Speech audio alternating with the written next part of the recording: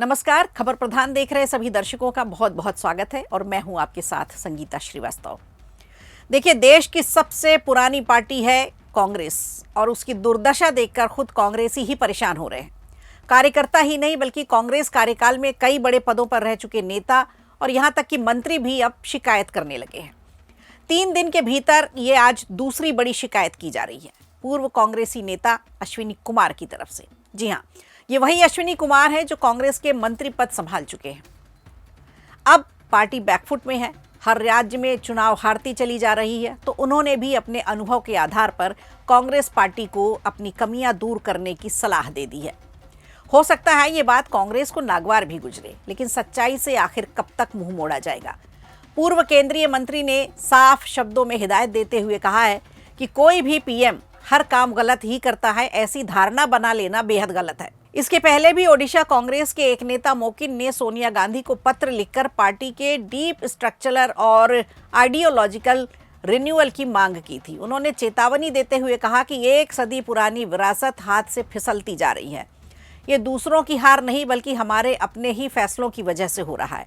मोकिन ने 5 पन्नों का एक बड़ा पत्र सोनिया गांधी को सौंपा था और ये पत्र उन्होंने 8 दिसंबर को सौंपा था, जिसमें राहुल गांधी की भी शिकायत की थी और साथ में खरगे की भी शिकायत की गई थी। उन्होंने ओडिशा में लगातार 6 हार और लोकसभा चुनाव में लगातार 3 हार के साथ बिहार, दिल्ली, हरियाणा, महाराष्ट्र, जम्मू कश्मीर में 2024 के बाद से हुई हार पर गहरा दुख जताया था। ये कांग्रेस कार्यकर्ता और कांग्रेस के बड़े नेताओं का यही हाल है इस समय। मोकिम की शिकायतों की एक लंबी लिस्ट रही, जिसमें राहुल गांधी से ना मिल पाने की शिकायत भी शामिल रही। उन्होंने कहा कि पिछले 3 सालों से वो राहुल गांधी से मिलने की कोशिश कर रहे हैं, लेकिन राहुल गांधी उन्हें समय ही नहीं दे रहे। देखा जाए तो ये कोई व्यक्तिगत शिकायत नहीं है, बल्कि पूरे देश में कार्यकर्ता और कई छोटे बड़े नेता लगभग ऐसा ही महसूस कर रहे हैं। ये दिखाता है कि कार्यकर्ता और कुछ बड़े नेता खुद को अनदेखा महसूस करा रहे हैं, उनकी बातें अनसुनी हो रही हैं। अब पूर्व केंद्रीय मंत्री अश्विनी कुमार की ये बात भी गौर करने योग्य है, जो उन्होंने कांग्रेस नेतृत्व को लगभग आईना दिखाते हुए कहा है। पूर्व कांग्रेसी नेता अश्विनी कुमार ने अपनी किताब द गार्जियंस ऑफ रिपब्लिक की लॉन्चिंग के अवसर पर कांग्रेस को आईना दिखाया है। उन्होंने सलाह दी है, उन्होंने कहा है कि कांग्रेस में जो खामियां आ गई हैं उसे दूर करना जरूरी हो गया है, ना कि इसके लिए विरोधी पार्टियों को दोष देना चाहिए। अश्विनी कुमार ने एक न्यूज़ चैनल के माध्यम से अपनी बात रखी। उन्होंने साफ कहा कि कांग्रेस के सशक्त हुए बिना वो ताकतवर नहीं हो पाएगी। कांग्रेस में जो खामियां हैं या जो कमियां आ गई हैं उसे दूर करना चाहिए, ना कि विरोधी पार्टियों के सिरदोष मढ़ना चाहिए। उन्होंने ये भी कहा कि कांग्रेस को खुद के भीतर झांकना चाहिए। तो आप देखिए कि अश्विनी कुमार कांग्रेस कार्यकाल में मंत्री रह चुके हैं और अब वो खुद इस बात को महसूस कर रहे हैं कि कांग्रेस में काफ़ी कुछ गड़बड़ चल रहा है और कांग्रेस एक तरह से मुख्य धारा से, अपने मुख्य विचारों से भटक गई है। इसीलिए तो अश्विनी कुमार ने कहा कि कोई भी प्रधानमंत्री जो काम करता है वो हर बार गलत नहीं होता, बल्कि आपकी धारणा गलत होती है। आपने भी देखा होगा, चुनाव आते ही कांग्रेस अक्सर ईवीएम को निशाना बनाती है, चुनाव आयोग को निशाने पर लेती है। अभी हाल ही में हमने देखा बिहार के चुनाव हुए, जहां जमकर एसआईआर के मुद्दे पर चुनाव आयोग पर कई आरोप लगाए, बवाल काटा। और इस बात पर भी अश्विनी कुमार ने अपनी प्रतिक्रिया दी। उन्होंने कहा कि कांग्रेस लगातार ईवीएम पर उंगली उठाती है और चुनाव आयोग पर सवाल उठाती है। चुनाव की खामियों पर सवाल उठाना विरोधी पार्टियों का कर्तव्य है, होना भी चाहिए, लेकिन जहां कांग्रेस जीत जाती है वहां ईवीएम ठीक होती है, लेकिन जहां हार जाती है वहां ईवीएम गलत होती है। तो ये दोहरी मानसिकता कांग्रेस पार्टी के लिए ठीक नहीं है, वो पार्टी जो सदियों पुरानी पार्टी है। क्योंकि कांग्रेस का संदेश जो जनता तक पहुंचता है वो गलत हो जाता है। कांग्रेस पर जनता का जो भरोसा होता है वो टूट जाता है। पूर्व कांग्रेस नेता ने उम्मीद जताई है कि आने वाले समय में कांग्रेस इस बात पर संज्ञान लेगी और अपने आप को दुरुस्त भी करेगी।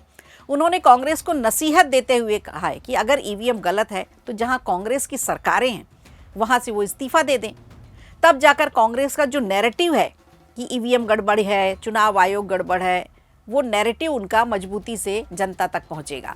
कांग्रेस की बात पर लोग भरोसा करेंगे। वर्तमान में ऐसे कई संवैधानिक मुद्दे हैं जिन पर कांग्रेस एक अच्छे विपक्ष की भूमिका निभा सकती है, लेकिन कांग्रेस सही तरीके से मुद्दों को नहीं उठा पाती है। वो सिर्फ बीजेपी और पीएम को ही टारगेट करके उनकी कमजोरियां, उनकी कमियां गिनाती है। तो देखा जाए तो अब पुराने कांग्रेसी भी खुलकर सामने आने लगे हैं। शशि थरूर की बात हमने की, मनीष तिवारी की बात हम भी कर चुके हैं, क्योंकि ये दोनों नेता इस समय टारगेट पर हैं और खुलकर अपनी बात रखते हैं। तो ये उनकी असंतुष्टि दिखाई पड़ रही है। अब पिछले 3 दिनों में 2 बड़े नेताओं की शिकायतें इस बात का संकेत हैं कि कांग्रेस को जल्द ही नई रणनीति पर काम करना होगा।